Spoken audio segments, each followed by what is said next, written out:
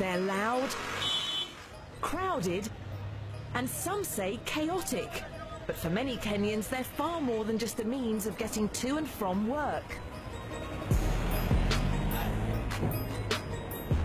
Shared Matatu vans are a window into the culture of their capital. And one man's life mission is to celebrate this unique expression of urban youth and keep these art galleries on wheels moving. This is Nairobi. This is Inside Africa.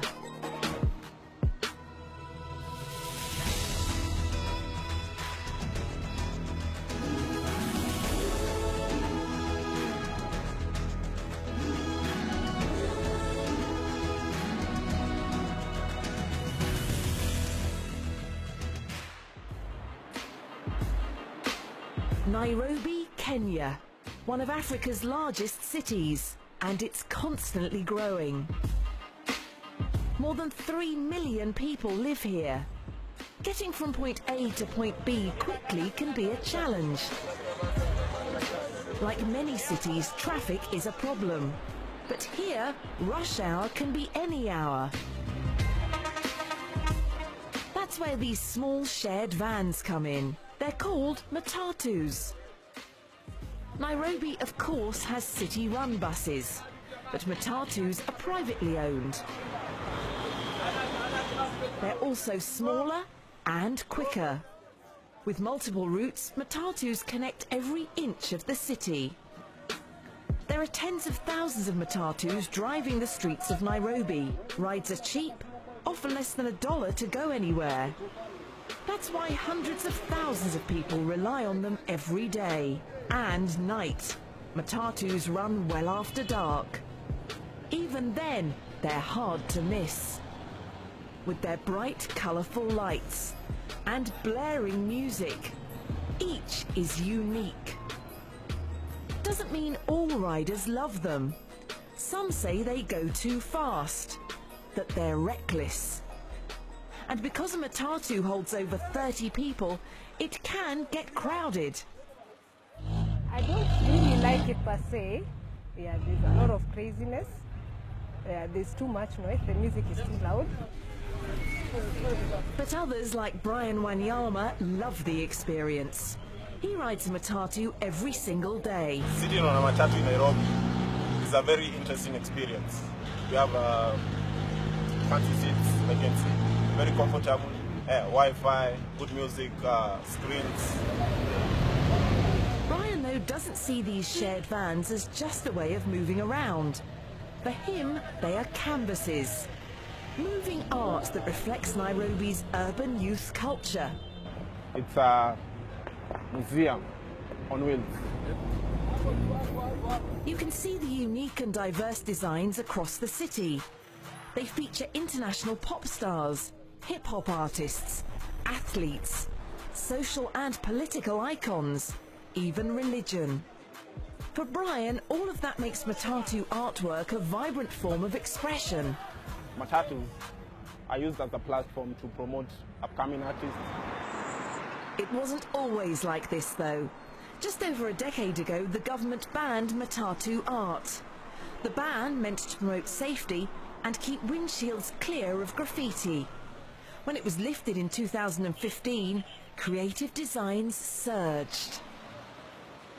Still, Brian worries a ban could come back, or that as Nairobi expands, modern buses will replace these smaller vans.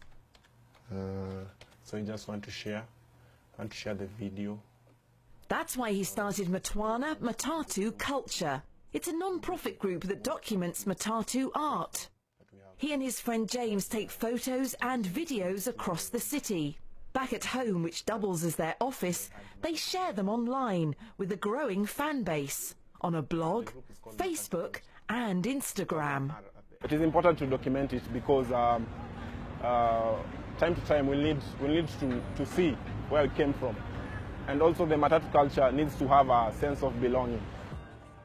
Most of Brian's work takes place at what is called a stage. It's an informal station where riders gather to board matatus. You just walk out to the stage, you'll find the matatus there, all the conductors calling out for people, drivers hooting to lure the customers and all that. There are plenty of customers, but also thousands of choices. That's what drives competition. Owning a Matatu is all about having the coolest ride and bling. It's not just about attracting riders, it's about competition and being the best. That's what Michael Wegesa wants. He runs a Matatu called the Flash. It's known as one of the hottest in town, with sleek lines and a slick paint job. But the Flash won't fill itself. Michael has had to advertise his route to get customers, using any means necessary. Inside he has a flat-screen TV and free on-board Wi-Fi. A lot of people who use these Matatus are the youth, and the youth have particular things that they look at. They have to know the sound system is good. They have to know the vehicle has stuff like Wi-Fi. They have to know you have a good driver. He's not gonna get them stuck in traffic. Nairobi has multiple Matatu routes, but all roads lead downtown. The Flash goes from a suburb to the city centre on a 6-kilometre loop. It's about, in normal traffic, it takes about 7 minutes to 10. When there is a bit of traffic, it takes about 15 to 20. Every Matatu needs a good crew. Michael has Nicholas. He's a conductor. A conductor is this guy that gets people inside the Matatu and helps them get off. He takes money from them.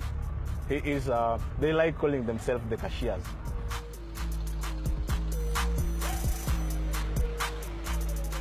By visible, he means outside, even when it's moving, and loud, to remind passers-by they're open for business.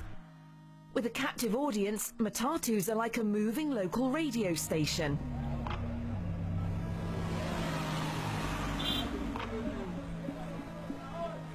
Timothy O'War knows that better than most. Matatus are a very important avenue for marketing because you'll find that, Matatu carry people all day, every day. When your music is on rotation there, it's easier to stick in people's minds.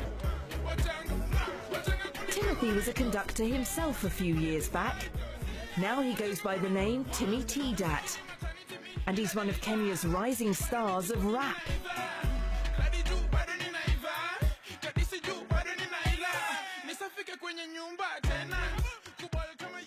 My music is all about feel-good music, day-to-day life. That's why they like it. He worked on a Matatu to make ends meet, learning valuable skills for the music industry along the way. As a conductor, I learned how to pull that crowd, because I could be given a vehicle like this with no people, so it's my work to make it full. The same way when I get on stage to perform, I'll pull a crowd, I'll entertain them.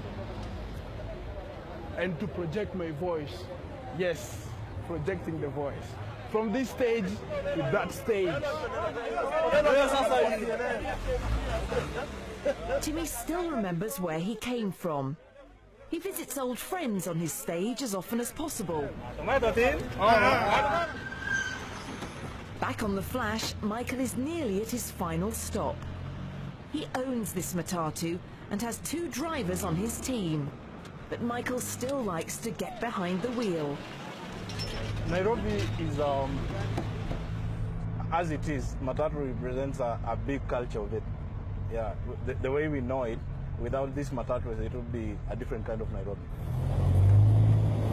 And even though driving in circles might seem boring, Michael loves every minute of it. Without people moving around, this world will be a nasty place to stay. We have to move. And if I can move people from this place to that place, or things from this place to that place, the better. the better the world we live in. It's stories like Michael's and Timmy's that Brian is hoping to capture, to document, preserve and share. Moments in time on the art galleries barreling down the streets of Nairobi.